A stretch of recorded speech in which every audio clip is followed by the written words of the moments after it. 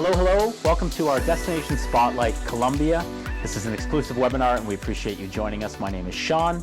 I'm the VP Americas at Goway Travel and I'm joined today by Brendan Raymond from Colombia 57. Welcome, Brendan. Appreciate you joining us.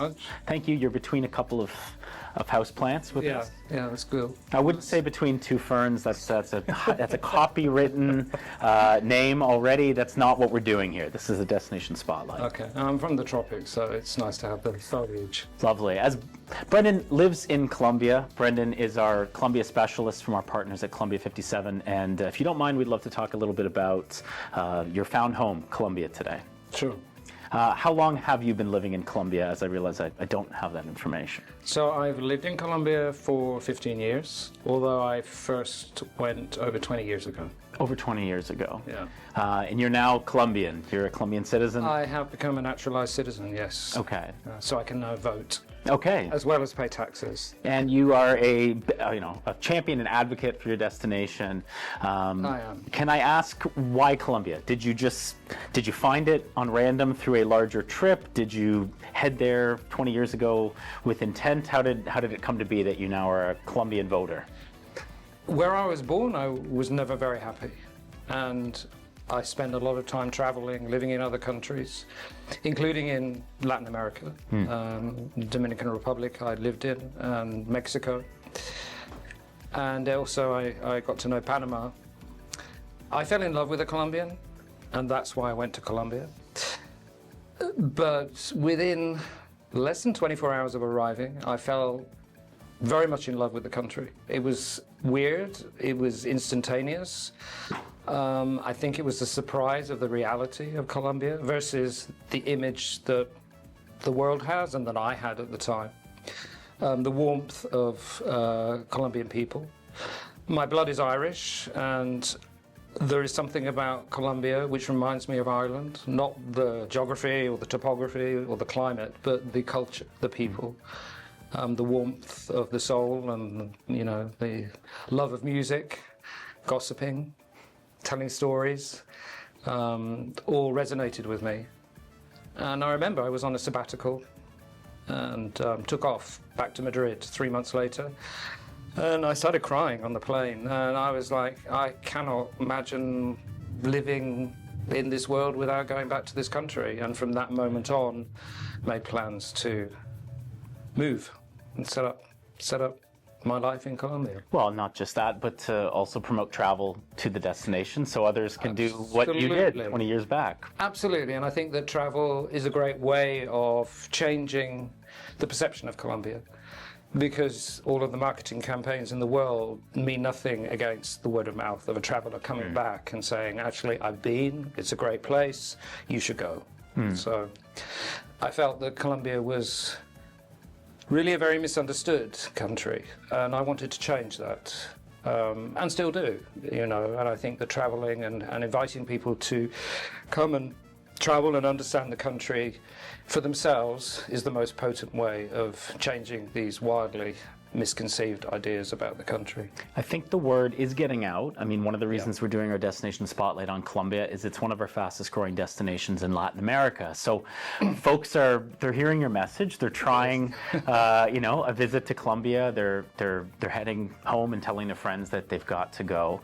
But since you referenced it, misconceptions about the destination, changing people's perceptions about the destination, talk a little bit about what you think maybe the core misconceptions about Colombia might be and how we can correct them by having somebody actually visit. Colombia is actually surprisingly sophisticated and advanced in many ways. I was, incredibly surprised. I remember at the time the level of infrastructure development. Flying in Colombia is incredibly easy and efficient, and it is the main way to travel within the country. In the last number of years, there's been a huge amount of investment in infrastructure in terms of roads, which has helped with overland travel and developing some very exciting itineraries along those lines. And also the security side of things. There is this whole perception that Colombia is a very scary, dangerous place. And actually, Colombia's great success in recent years, in the last 20 years, has been security, improved security. And the warmth of Colombian people, you know, they love hosting us foreigners in their country, and they want to make sure that we have a positive impression of the country, a positive experience, and that we will go home and talk well about Colombia. They are non-xenophobic in the majority. They love foreigners, and sometimes maybe a little bit too much, but you know, they are very keen to understand our cultures, where we come from, what we think about things. And I think that for me as well was a breath of fresh air as an immigrant into a country, to be in that kind of society. So in all levels it surprised me, but one of the most beautiful levels is the nature and the complete diversity of the country on a natural level, geographically speaking. A country that has a Pacific coastline, a Caribbean coastline, 2 deserts, jungles, the Amazon on the Pacific coast, plains which run from the east of Bogota all the way into Venezuela, parts of the country that look like Austria.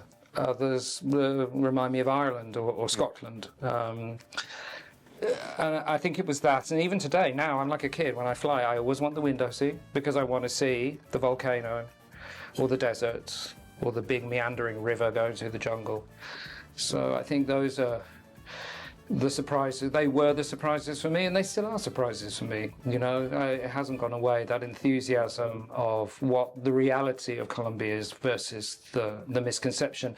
And in terms of security, I have lived there now, as I said, for 15 years. I have been traveling there for 20 years. Nothing has ever personally happened to me. And within our company, in the 20 years we have been operating, there have been no incidences of violent attacks against any of the guests travelling with us. A couple of pickpocketing incidents which happen anywhere. Sure.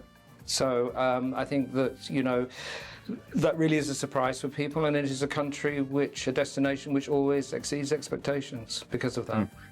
I know we have a number of Colombians on our team here at Goway that are the same folks that our travelers would speak to when they give us a call and want to start planning a trip to Colombia. I know that the safety question, the reassurance of traveling with, you know, a company where you're going to have a guide accompanying you through new spaces, new cities, there's some comfort to that. Having your logistics managed is also very helpful. But I also think that the diversity of the destination, as you mentioned, is one of the reasons that our travelers often ask for some assistance. On that first trip, you know, Colombia is not Peru, where I know I'm going to want to go to Machu Picchu, so can you build this entire trip around, you know, this iconic experience I'm looking to have? Colombia doesn't maybe have a site that is in people's mind's eye in that way, but Colombia has arguably maybe 5, 6, 7 places that could be, you know, so extraordinary that somebody would come back and brag about it or put it on their Instagram, the experience they had there. So if you knew that somebody had, say, 10 days or 14 days to go to Colombia, what would be the 2 or 3 places you think they should prioritize? And I know that's a hard question. I'm asking you to, you know, select between your children, so to speak. But where would you go on that first trip, and why would you pick those spots? And to take your point, Colombia is ideal for private guided travel. It is a relatively new destination for international travellers, and the guiding is key. We focus a lot on guiding, because you can have a great hotel, you can have the most comfortable transport, but if the guide isn't doing the right job, it doesn't really come together. And so with a guide, you get that storytelling, you get the insider access. And I think as well, in terms of what you say about the must-sees, maybe it's more what you must feel and experience in Colombia, but I would say in terms of destination, Bogota is a fascinating city for the story that it tells through its museums and galleries, the vibe of the city, full of Colombians from all over Colombia, as well as foreigners, a very multicultural city.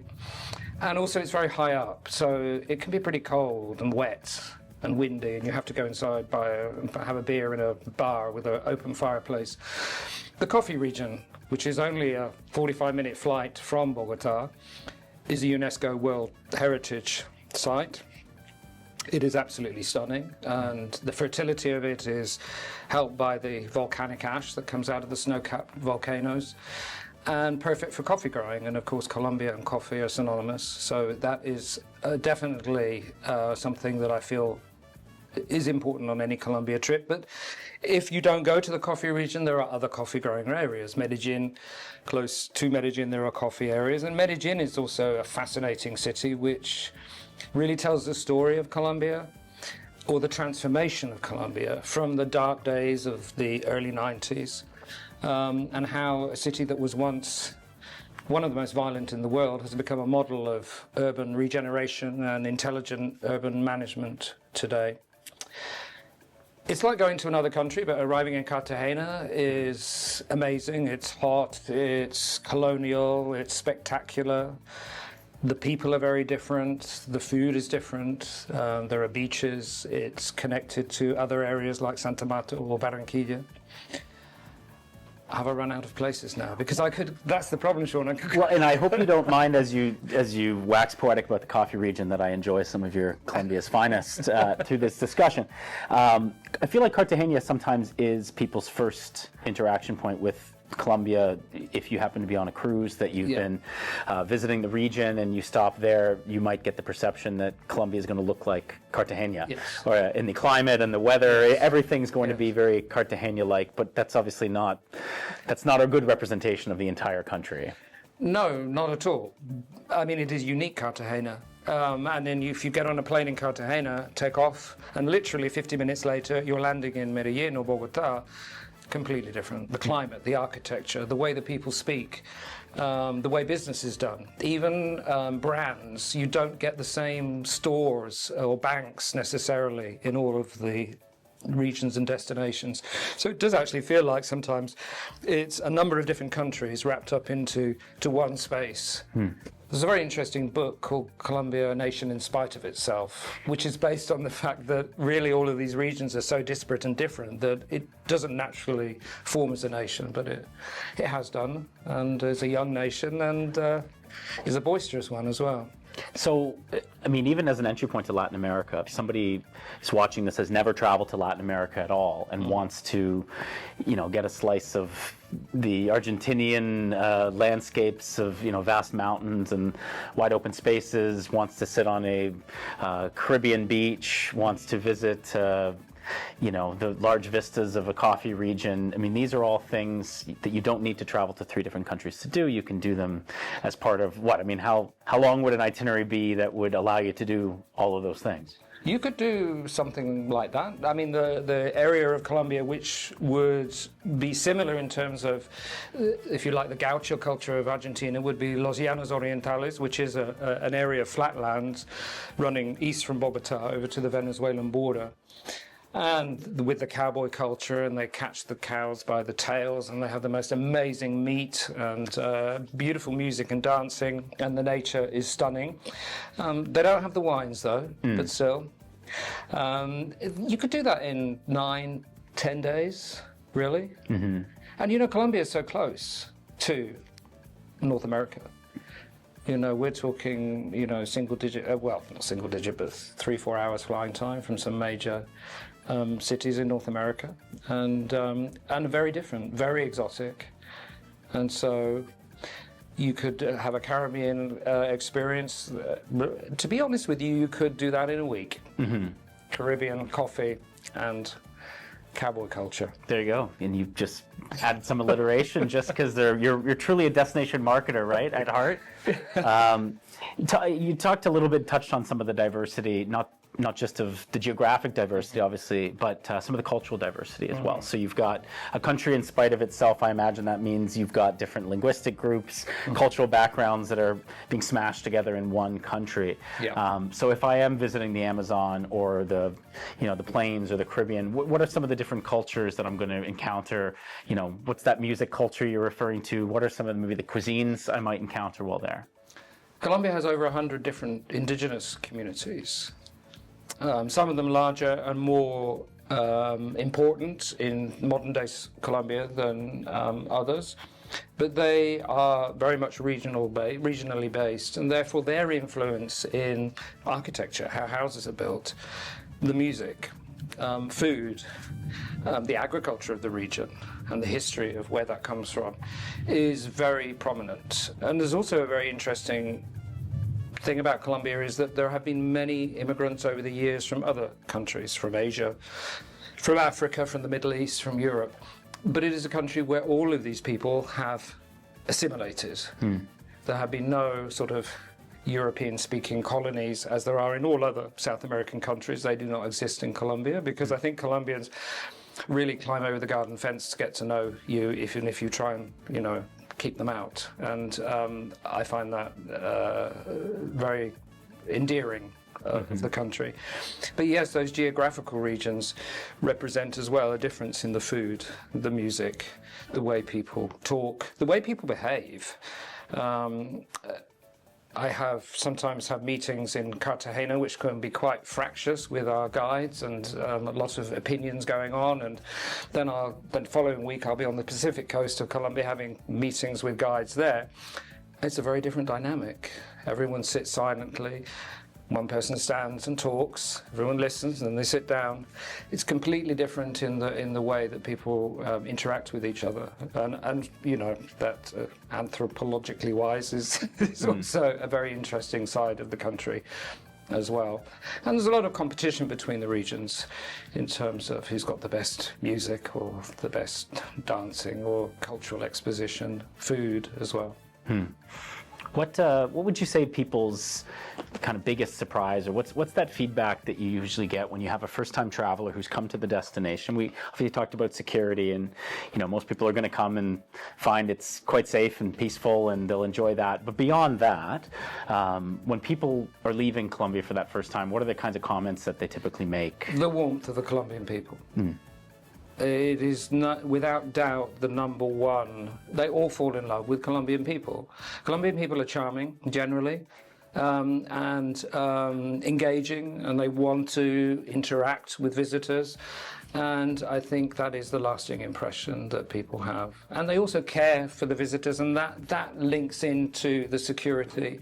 If you're cared for, I always have this funny image of once seeing a tourist standing on a corner in Medellin asking for directions, and within a few minutes there were sort of 9 or 10 people around him trying to help, all giving very different directions as to where he should go. But the image of him being looked after and taken care of in a strange environment for him, it's very beautiful. It's a very nice thing, whereas in other places in the world you can be completely ignored when you're standing there with a map or your phone looking for somewhere to go. We hear often from our travelers at Goway that Colombia is a destination when people leave that they feel they now have to return to. Yeah. So it's, there's no way to leave and say, well, I've checked every box there, and that's that destination. It kind of leaves a piece of itself in our travelers, and they feel, uh-oh, I've got to scratch that itch again, or I need, now I've just given myself so much more inspiration for a second trip or a third trip. So definitely has that destination that leaves its lasting impression on you, sort of vibe, rather than somebody saying, I've got to go do that one or those 1, 2, 3 things in that destination, then I've done it, then I've seen it. And I think that is also to do with the diversity. I mean, I have these sometimes, I wouldn't call them panic attacks, but I sometimes worry that I'm not going to be able to see the whole country before I die. And there are still, I've seen an awful lot of Colombia, but I haven't seen all of the places I would love to see, and hopefully I will in time. And then there's also this soundtrack of music wherever you go. And the music is such an important part of Colombian culture and Colombian life. And I think that also resonates with people. They pick up a soundtrack to their trip to Colombia. And so there is this romanticism. And yes, they want to go back and see a part that they've heard about. It wasn't on their itinerary this time round. But they decided, next time I'm going to go to Cali, or I'm going to head over to the plains because I didn't have time this time. And knowing that they will go back to a country which will receive them with open arms. We saw a Narcos boom, so to speak. Obviously talked a little bit earlier about Medellin and the history of that city, and obviously that's depicted in that Netflix series, but suddenly there's a pop culture moment where there's a spotlight on the destination and people want to visit, to engage with that particular moment in history. And obviously we have folks that will tell us we want to go to Medellin. We'd like to see some of the sites that might have been important in the 1980s or 1990s. Encanto, the Disney film, was another. Absolutely. Why are you laughing? It's a great segue from. Oh right. Well, okay. A Disney film and Narcos as your two. Yeah. Okay. Yeah, and Encanto. It was amazing that Disney created this film that was solely focused on one country, and it was. I would say significant in increasing awareness of Colombia in a different light to Narcos. But also Narcos, I mean, I was very much, I'm not going to watch this. This is just, rehashing the same old. But actually, in the end, I was persuaded to watch it because a number of people were interested in coming to Colombia because of that. And it actually showed some of the beauty of Colombia through the cinematography, and it was, in a way, and I hate to admit it, it was a very positive thing in the long run. So, yeah. Well, even if the state of the country at that time remains as this misconception that people have about the destination, when people come now to Colombia and maybe say they have an interest in that history or they want to learn more, what are the kinds of experiences that you would provide? I mean, you cannot walk around Medellin with a guide or be driven around and not have that referenced. Because arguably, if Medellin had not gone so low, it would not be where it is today. Right. It would be just another regular city in Latin America. And, it had to get to that desperate level for the local population to realize, no, this is not where we're going. We have to show that we're better than this. And what they have created is phenomenal. But yes, and everywhere you go, there will be the thread of the history, and you have to. You cannot. And Colombians are certainly not shy about it. They will talk about it, and they will try and reason and maybe explain it. And of course, today we still have ongoing issues in the world related to that. But that will be brought into all types of commentary or interaction that you might think, including architecture. I mean, we have narco-architecture, which is, little outlandish, but it is part of the present, and it is talked about, a lot during the experiences when we pass these amazing buildings. Which tell me a little bit more about narco architecture. That's maybe something in my last trip to Medellin I might have missed out on. It's architecture that has been built with an awful lot of money, but not necessarily a lot of taste. So it can stand out like a sore thumb. But it's a bit of an exercise in laundering in those days, and a lot of it, what happened was it was then sequestered by the government and is left standing for a while before it's sorted out legally. But yeah, another fascinating side to the country. I mean, you cannot ignore the past, and the past has brought Colombia to where it is today, and therefore you have to reference it in wherever you're going in the country where it's necessary. And people do have an interest. I mean, they ask lots of questions. Yeah, which is why I ask you, of course, not to dredge it up, but in fact to say that this is something people want to engage in when they're visiting. It's just to say, how can I bump up against that history, that culture? They want to speak to people who live there, or even maybe have memories from that time, to find out, what is your memory of that time? What's the legacy, of Pablo Escobar, or of, the 1980s and what's changed since? That's one of the reasons people want to actually tour a city with a local guide, is to actually have that conversation and have it be a conversation, not just a sanitized version of, this is the official word on how we feel about that now, but, what happened to your family? What happened to your parents? What's your personal memory of that time? And I said earlier that lasting impression is the Colombian people, but it's not just the guides, of course. It's the drivers, and it's the communities that we visit. And you go to a coffee farm and you'll end up talking to people who work on the coffee farm, the owner of the coffee farm. You go to maybe a community kitchen in a barrio in Medellin, or speak to street artists, and they all have their own stories, and they will converse with you. They're not shy, and they'll want to know as much about you as you know about them. and ask you some very odd questions at times, like, well, what do you have for breakfast? And then you'll give an answer normally, and then they say, well, what do you have for breakfast on Sundays? And you're like, okay, well, slightly different. So there is this curious interest from them, which reflects also the interest from visitors. And I think generally the visitors coming to Colombia are very keen to know, especially when they're there and they see the country, then they're like, okay, so I want to know, I want to go deeper here. I need to have these conversations. Going back to your Hollywood influences for people traveling, what about Encanto? Is there a particular style of travel, a particular property? What sort of interest do people have if they had a child who saw that film and has a sudden interest in Colombia? Family. Yeah. That's what made the difference. It brought that family profile into Colombia, and it is an ideal destination for families. Colombia is a very family-orientated society, and it's colourful, it's interactive. Young people and children in Colombia are encouraged to be opinionated and not to be shy, and that is great for young human beings arriving from all over the world, that they can interact not only with their peers but also with adults who are enchanted by children. And the kind of property, very similar to the house in Encanto, these cutesy and they're very beautiful, traditional sort of hacienda-style accommodations that we have in the coffee region, in Santander, or just outside of Medellin as well. So they became more sought after, and people would sometimes ask for Encanto touches to be built into the program. So, when I was last in Colombia, one thing I recognized amongst folks I was running into at the hotel or that you're seeing at restaurants is that it seemed to be a very attractive destination for other travelers from Latin America. Yes. So met many Brazilians, many Argentinians, many Chileans, Peruvians who were saying, oh, we love Colombia, it's right here, we can travel, this is my third trip, my fourth trip.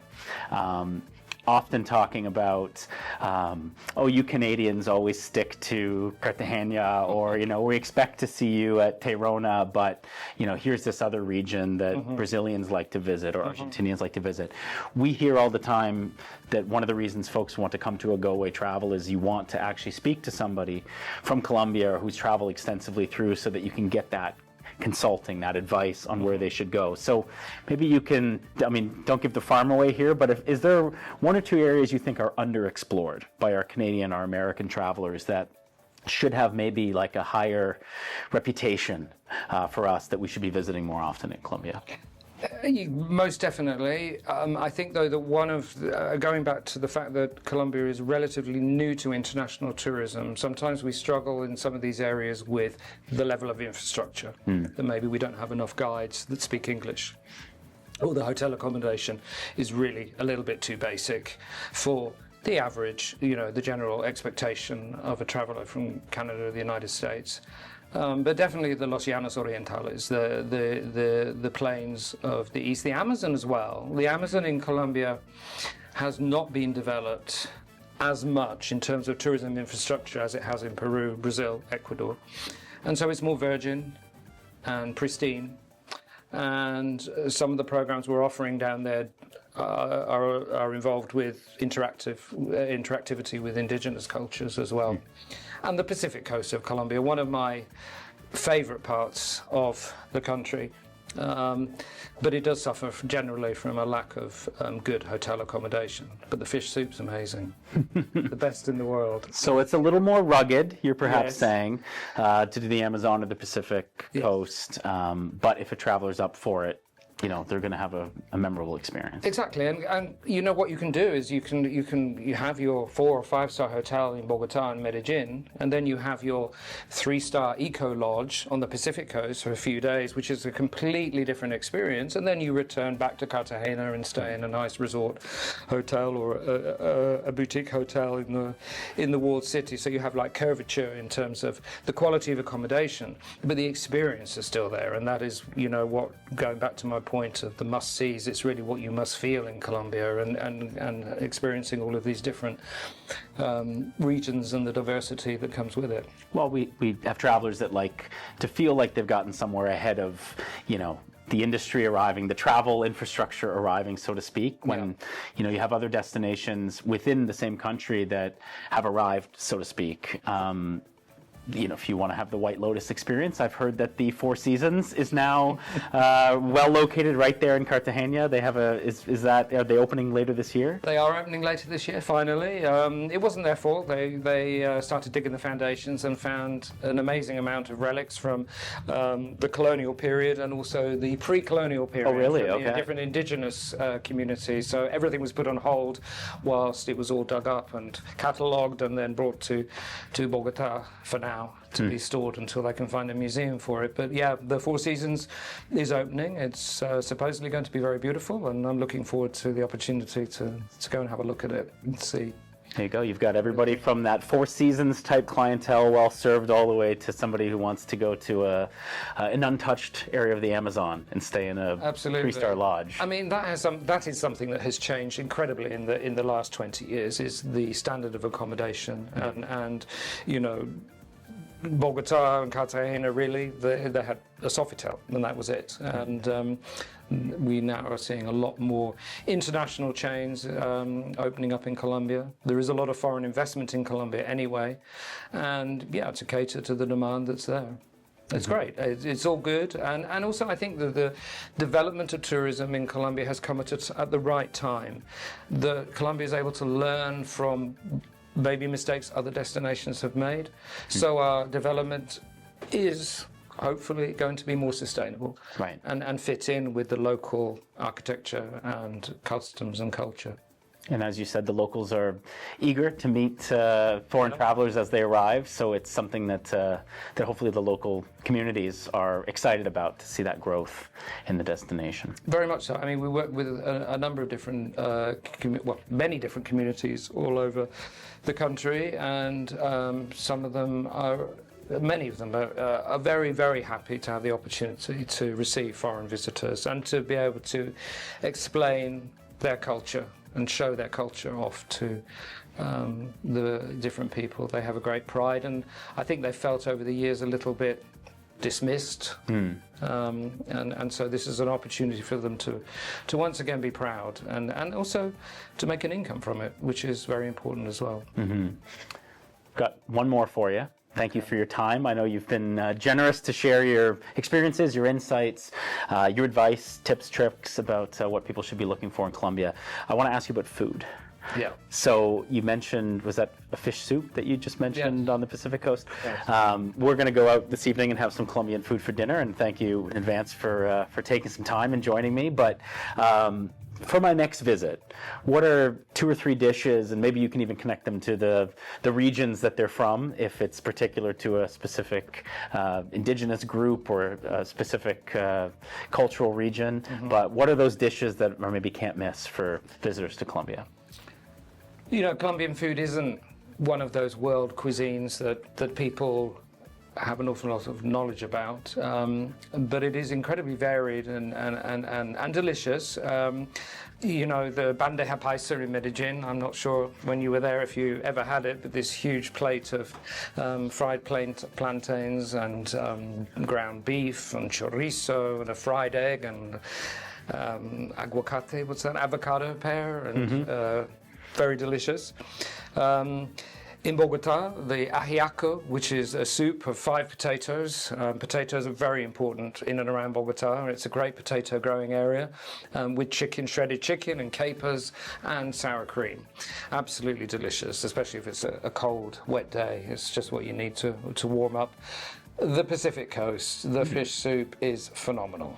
Absolutely phenomenal, as is the fish and the way they cook it. They use a lot of coconut within their cooking.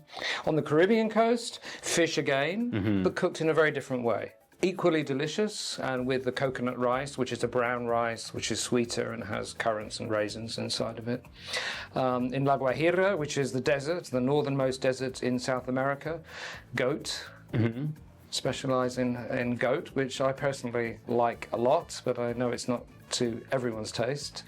And then the other thing about Colombia is that due to its openness to other cultures, a lot of chefs now are taking influences from other cultures around the world and infusing them with their own Colombian ingredients and coming up with some amazing dishes.